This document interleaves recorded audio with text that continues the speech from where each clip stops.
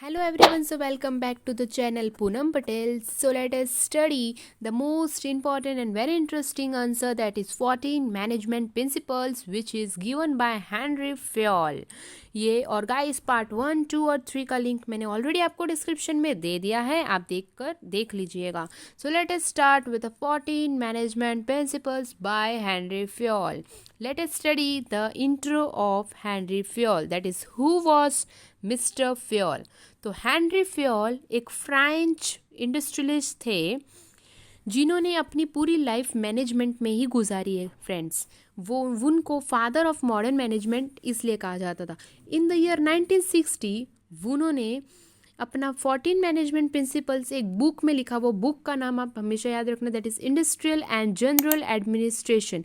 ये बुक में उन्होंने अपना 14 मैनेजमेंट प्रिंसिपल्स लिखा है और सबको ये कहा था कि जो भी ऑर्गेनाइजेशन ये मैनेजमेंट प्रिंसिपल्स फॉलो करेगी 14 मैनेजमेंट प्रिंसिपल्स, वो ऑफकोर्स सक्सेस पाएगी.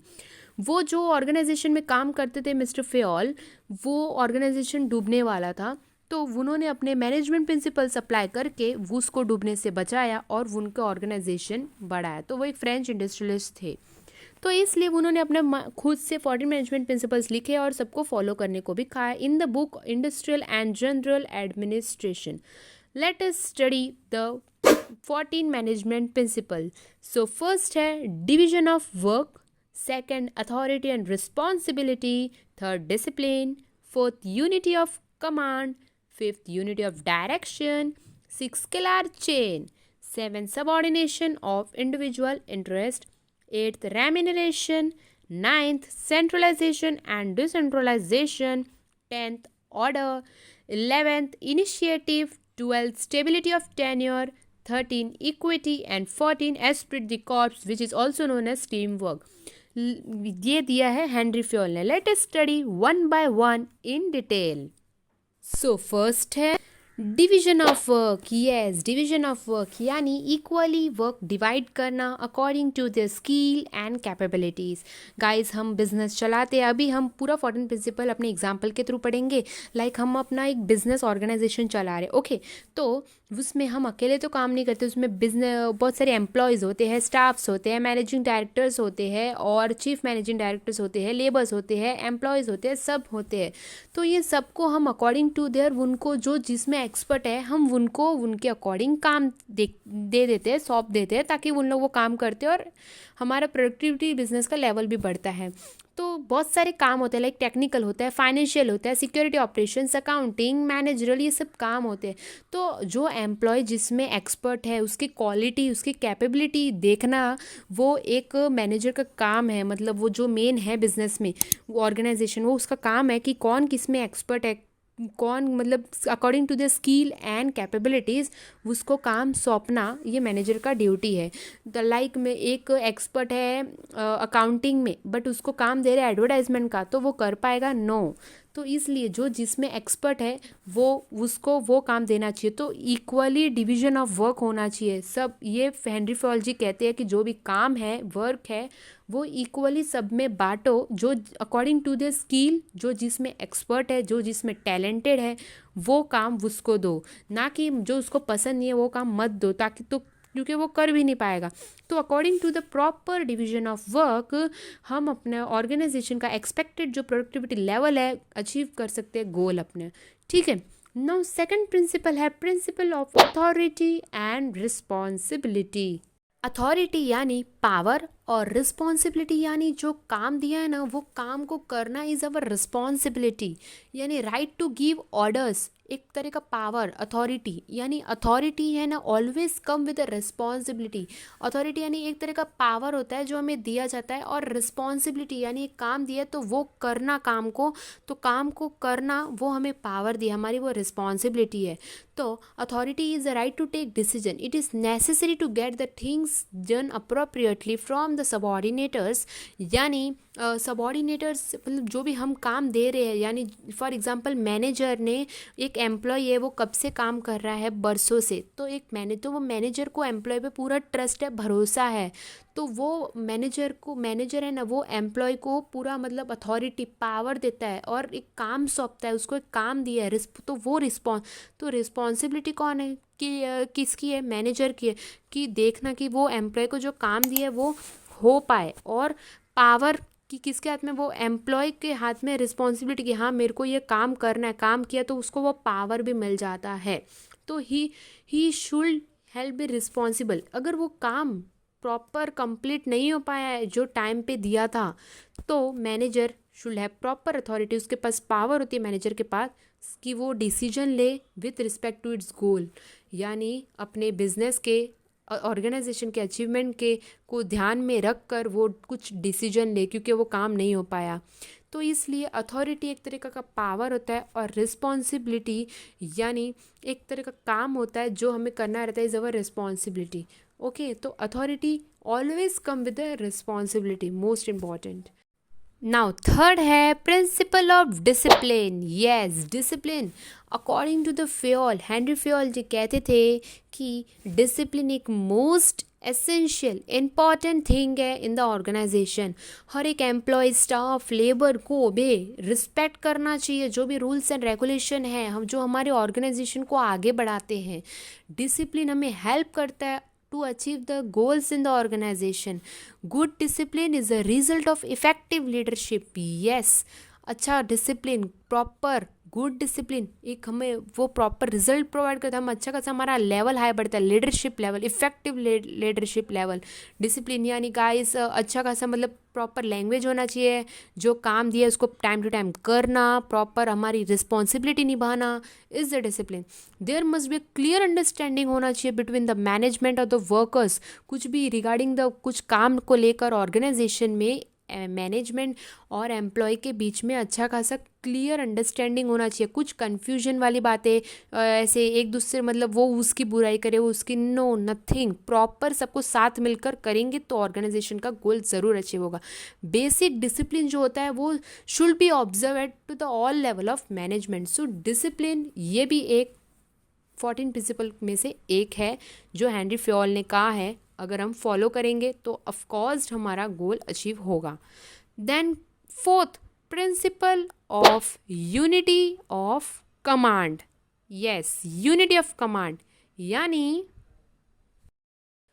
एक ही जन से ऑर्डर मिलना चाहिए, एक ही जन, एक ही पर्सन सबको ऑर्डर देना चाहिए इन द ऑर्गेनाइजेशन, जो मेन होता है ना वो, ना कि सब जन। लाइक एक कल मीटिंग है, ठीक है, इन द ऑर्गेनाइजेशन कल मीटिंग है, तो एक एम्प्लॉय है वो पूछ रहा है टाइमिंग, तो फर्स्ट पर्सन बोल रहा है कल 4 o'clock को है, सेकंड बोल रहा है 9 o'clock को है, सब अपने डाउटफुल पे बोल रहे हैं, तो सब अलग अलग बोल रहे हैं, तो वो एम्प्लॉय कन्फ्यूज होगा कि नहीं होगा, तो ये रॉन्ग अप्रोच है, राइट नहीं है। तो वही होता है यूनिटी ऑफ कमांड, यानी एक ही जन ऑर्डर दे सबको, ना कि सब जन। अब डायग्राम देख सकते हो सामने, राइट अप्रोच और रॉन्ग अप्रोच। रेड यानी सुपीरियर जो हेड होता है, और सबॉर्डिनेट यानी जो मैनेजर होते हैं ना छोटे लेवल पे वो। तो जो हेड है ना, रेड कलर का हेड और ग्रीन कलर का जो उसके नीचे अंडर काम करते हैं, तो वो इन द राइट अप्रोच वो एक ही पर्सन 3 जन को ऑर्डर दे रहा है प्रॉपर, तो वो तीनों ऑर्डर रिसीव कर रहे हैं from a single person. But in the wrong approach वो तीनों 2-2 जन से, मतलब वो दोनों है ना रेड वाले, वो 1-2 जन को दे रहा है और फिर सेकंड रेड सुपीरियर है वो तीनों को ऑर्डर दे रहा है, तो ये रॉन्ग अप्रोच है। इन शॉर्ट कहूँ तो यूनिटी ऑफ कमांड यानी each member of the organisation should receive order from only one superior nor more than one. Okay, so ये कहता है प्रिंसिपल यूनिटी ऑफ कमांड, यानी इन शॉर्ट एक ही पर्सन पूरे ऑर्गेनाइजेशन को समझाना चाहिए, ऑर्डर पास करना चाहिए, ना कि सब जन, ताकि कोई एम्प्लॉय, स्टाफ, लेबर कंफ्यूज ना हो, इसलिए वन सुपीरियर ही मतलब सबको ऑर्डर दे। नाउ फिफ्थ है principle of unity of direction, यानी according to this principle there should be one head and one plan, यानी एक हेड यानी लीडर, बॉस, एक ही बॉस होना चाहिए, एक ही लीडर होना चाहिए और एक ही प्लान पर उन लोग फोकस करने चाहिए। वो एक पर्सन ही सबको लेकर चलना चाहिए इन द ऑर्गेनाइजेशन। लाइक कोई मतलब 4 जन है, तो वो एक जन वो रास्ते पर जा रहा है, एक जन ये डिसीजन ले रहा है, एक जन वो डिसीजन ले रहा है, नो, ये प्रॉपर मतलब मैनेजमेंट फ्लो नहीं है वो ऑर्गेनाइजेशन का, ये रॉन्ग वे चल रहा है। तो इसलिए ये प्रिंसिपल कहता है कि there should be one direction, मतलब एक ही डायरेक्शन में एक पर्सन सबको लेकर चलना चाहिए अपने आइडिया के साथ, और मतलब each group in the organisation should have the same objective and the group should be directed by one manager using single plan. एक सिंगल प्लान होना चाहिए और एक पर्सन ही जो सबको रास्ता दिखाना चाहिए, सबको डायरेक्ट करना चाहिए, समझाना चाहिए प्लान को। तो there should be one head and one plan. Now sixth है principle of subordination of individual interest to organizational interest. ये प्रिंसिपल कहता है कि खुद का फ़ायदा कम सोचना, पहले बिजनेस का सोचना फ़ायदा। यानी अगर हम अपना इंटरेस्ट कम देखेंगे, पहले हम अगर बिजनेस में कोऑर्डिनेट करेंगे, साथ देंगे, तो बिजनेस का फ़ायदा होगा, तो बिजनेस का फ़ायदा होगा यानी हमारा भी फ़ायदा होगा, हमारा भी प्रॉफिट होगा कहीं ना कहीं। तो इसलिए ये प्रिंसिपल कहता है, the principle tells that the interest of individual must be given less importance than the interest of the organization। ठीक है, अपने के बारे में थोड़ा कम सोचना, अपना इंटरेस्ट, फिर पहले ऑर्गेनाइजेशन का सोचना। फॉर एग्जांपल ये आप देख लो, जो मैच होते हैं उसमें सब प्लेयर ये नहीं सोचते कि मैं अपना इंडिविजुअल इतना बनाऊंगा, उससे कुछ नहीं होगा। सब ये सोचते हैं कि सब मिलकर अगर अच्छा खासा स्कोर बनाएंगे तो हमारी टीम पूरी जीतेगी, टीम जीतेगी तो कहीं ना कहीं सबको प्रॉफिट होने वाला है। तो इसलिए in every game the players are always thinking about the winning the match rather than their individual records। okay, now seventh है principle of centralization। yes, so first of all centralization और decentralization का हम difference देखते हैं क्या होता है। तो centralization यानी एक पर्टिकुलर पर्सन होता है, वो सब काम उसके हाथ में होते हैं, वो सब काम वो अकेला पर्सन संभालता है। आप सामने दिए गए चार्ट को देख सकते हो, एक सेंट्रलाइजेशन, उसमें बहुत सारे मतलब वो सब काम वो एक पर्टिकुलर टॉप लेवल मैनेजमेंट ही संभालता है। क्यों? और वही डिसेंट्रलाइजेशन में देखो, वो टॉप लेवल मैनेजमेंट वो अपना काम पासिंग द पास कर रहा है, मतलब वो काम उसको दे रहा है, वो काम उसको दे रहा है। पावर है ना, मतलब जो काम है वो डिस्ट्रीब्यूट कर रहा है, अकेला नहीं कर रहा है। अभी ये ऐसा क्यों होता है? सेंट्रलाइजेशन फॉलो किया जाता है इन द स्मॉल ऑर्गेनाइजेशन। आप ही मतलब कॉमन है, अगर एक छोटा सा हमारा बिजनेस है, स्मॉल ऑर्गेनाइजेशन है, तो उसमें छोटा सा मतलब कम ही काम होगा, ज़्यादा बर्डन होगा नहीं, तो वो एक पर्टिकुलर इंसान आराम से संभाल सकता है। और वही हमारा बड़ा ऑर्गेनाइजेशन है, बड़ा बिजनेस है, लार्ज स्केल पर है, तो उसमें सब काम एक पर्सन नहीं हैंडल कर पाता, बहुत सारे एम्प्लॉय लगते हैं, सीईओ लगते हैं, मैनेजर लगता है, टीम लीडर लगते हैं। तो ये वो कंपनी का जो ओनर रहता है वो सबको काम डिस्ट्रीब्यूट करता है कि ये डिपार्टमेंट भाई तू संभाल, ये डिपार्टमेंट भाई तू संभाल, तो ये सब डिस्ट्रीब्यूट करते हैं। तो सेंट्रलाइजेशन स्मॉल ऑर्गेनाइजेशन में काम करता है, मतलब काम आता है। और डिसेंट्रलाइजेशन अगर हमारा बड़ा बिजनेस है तो हम पावर्स को डिसेंट्रलाइज्ड करते हैं, डिसेंट्रलाइज्ड यानी ब्रेक डाउन करते हैं। तो in short principle of centralized Henri Fayol का यही कहना है। सेंट्रलाइजेशन यानी concentration of powers and authority in some, कोई ऑर्गेनाइजेशन में पावर इज मतलब is vested in one hand और a few hands. The situation occurs in the small organization, मतलब स्मॉल ऑर्गेनाइजेशन में हमारा तलक ही पावर रहता है, और वही बड़ा बिजनेस होगा तो पावर को ब्रेक डाउन करता है, मतलब डिसेंट्रलाइज किया जाता है और सब में बांटा जाता है, क्योंकि एक बड़ा बिजनेस में एक अकेला पर्सन नहीं संभाल सकता, हैंडल नहीं कर सकता। नाउ एट्थ है प्रिंसिपल ऑफ रेम्यूनरेशन।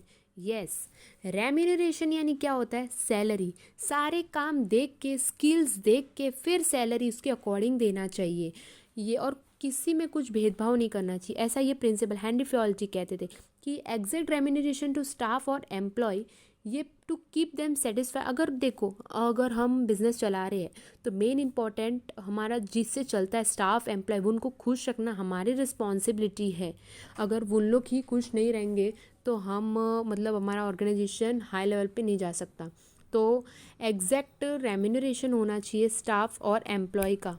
ओके, सो सारे काम देखकर उनके स्किल्स, उनके एक्सपर्टीज़, उनके नॉलेज, उनका टाइम, उनका कॉस्ट ऑफ लिविंग, मार्केट, सब ध्यान में रखकर हमें अकॉर्डिंग टू द रेम्यूनरेशन देना चाहिए उनके स्किल के हिसाब से, और उनको नाराज़ भी नहीं करना चाहिए।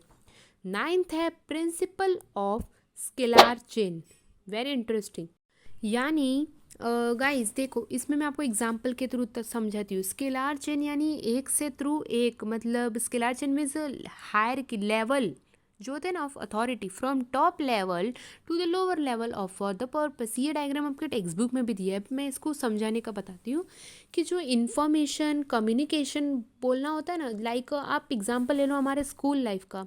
लाइक एक चिल्ड्रन, पर्टिकुलर चिल्ड्रन को कुछ काम है तो वो डायरेक्ट हेड ऑफिस प्रिंसिपल से बात नहीं करेगा, वो अपने पहले मॉनिटर से बात करेगा, फिर मॉनिटर क्लास टीचर को बोलेगा, फिर क्लास टीचर जो सुपरवाइज़र है सुपरवाइज़र को, फिर सुपरवाइज़र फिर हेड के पास जाएगा।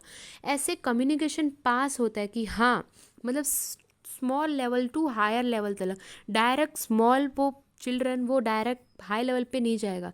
लाइक अगर हमें पीएम से बात करनी तो हम डायरेक्ट पीएम के पास नहीं जा सकते, हम बीच में बहुत सारे लोग होते हैं, उनसे हमें कम्युनिकेट करना पड़ता है कि आप इनको बोलो। तो same as in the organization एक जनरल मैनेजर होता है, वो इन्फॉर्म करता है functional manager, then functional manager pass करता है सुपरवाइजर को, सुपरवाइजर फिर फोरमैन। तो ये पूरी टीम होती है। तो ये सब लेवल होता है कम्युनिकेशन की, किसी के पास किसी को मतलब बात पहुंचाने की, आप इनको ये मतलब बता दो कि ये सब है, तो ये सब पास करते।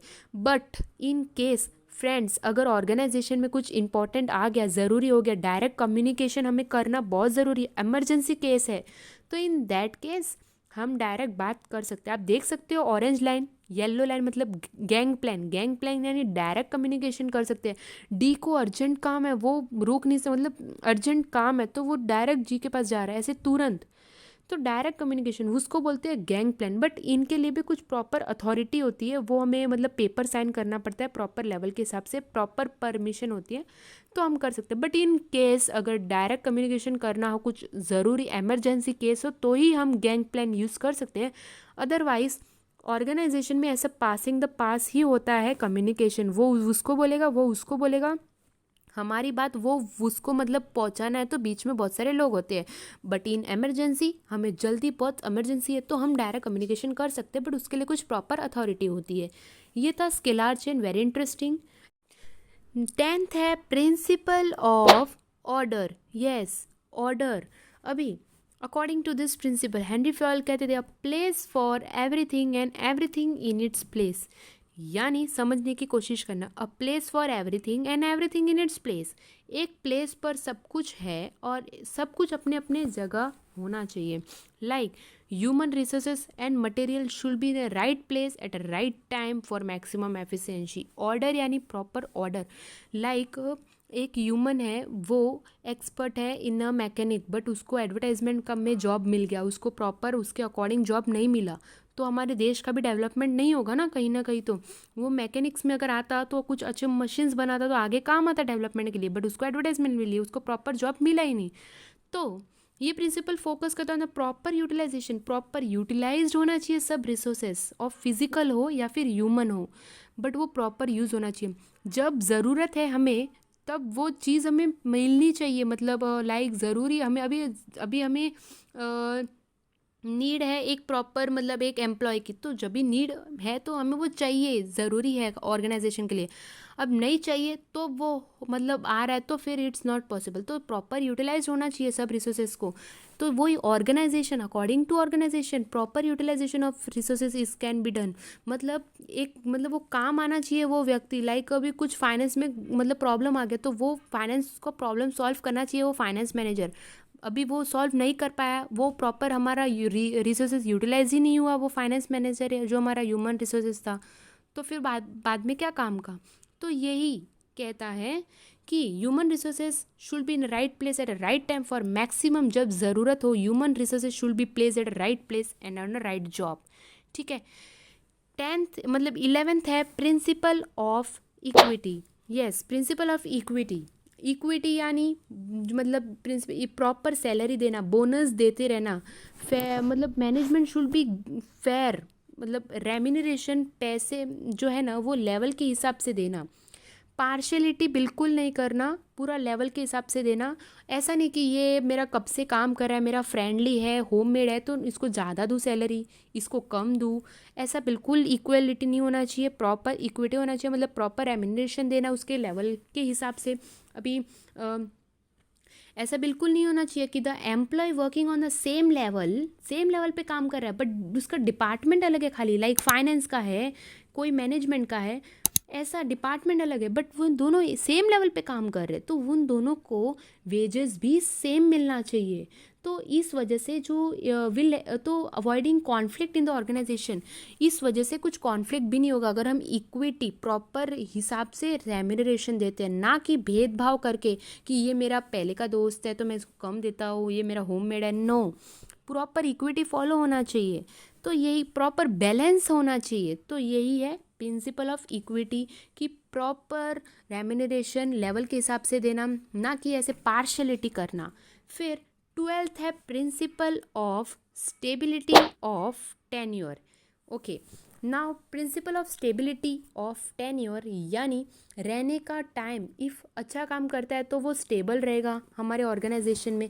ये तो बात है कि अगर कोई एम्प्लॉय अच्छे से ऑर्गेनाइजेशन में काम करता है तो वो उसकी वजह से हमें ऑर्गेनाइजेशन में फ़ायदा हो रहा है तो वो लंबे समय तक तो रहेगा।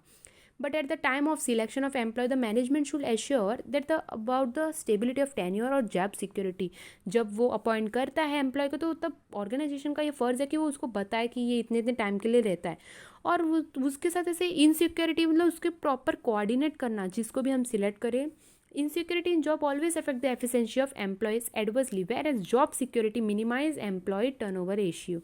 Yes, हमें प्रॉपर स्टेबिलिटी ऑफ टेन्योर उसको बताना चाहिए ताकि, और उसके साथ अच्छे से कोऑर्डिनेट करेंगे, हम उनकी हेल्प करेंगे, proper time to time salary देंगे, उनका देखभाल करेंगे और उनको जो चाहिए और उनको आइडियाज़ देंगे, उनको सही डायरेक्शन बताएंगे, तो एम्प्लॉय भी ज़्यादा समय तक टिकेगा हमारे ऑर्गेनाइजेशन में। बट उसके साथ हम कोऑर्डिनेट ही नहीं कर रहे तो एम्प्लॉय भी वो काम अच्छे से नहीं कर पाएगा, उसको हम अकॉर्डिंग टू द स्किल काम दे रहे नहीं, उसके साथ अच्छे से बिहेव नहीं कर रहे तो वो काम अच्छे से नहीं कर पाएगा। तो यही है, हम अच्छे से कोऑर्डिनेट करना। तो उसका जो एम्प्लॉय का स्टेबिलिटी है, टेन्योर ऑफ रहने का टाइम है, मतलब वो जब लंबे समय तक हमारे ऑर्गेनाइजेशन से कोऑर्डिनेट रहेगा और अच्छे से काम करेगा। 13 है principle of initiative. Yes, initiative यानी अलग ढंग से काम करना, एकदम इनोवेटिव टाइप, एकदम अलग ढंग से काम करना। अभी अगर ऑर्गेनाइजेशन में जो मेन हेड है वो अगर छूट देता है कि यस आप आइडियाज़ सोचो और अच्छे अच्छे आइडियाज़ लाओ, और अगर आपने अच्छे से आइडियाज़ लाया तो मैं आपको ये बोनस टिप दूंगा, ये गिफ्ट दूंगा, तो इसके बहाने एम्प्लॉय और खुश होते हैं और उनके आइडिया में न्यू इनोवेटिव आइडियाज़ आते रहते हैं। तो ऐसे ऑर्गेनाइजेशन को फ्रीडम देना चाहिए to think and to work on new ideas, and encourage करना चाहिए एम्प्लॉय का to take initiative while working on given task. So this initiative should be welcome by the manager. को ये करना चाहिए including to the discussion, proper discussion होना चाहिए।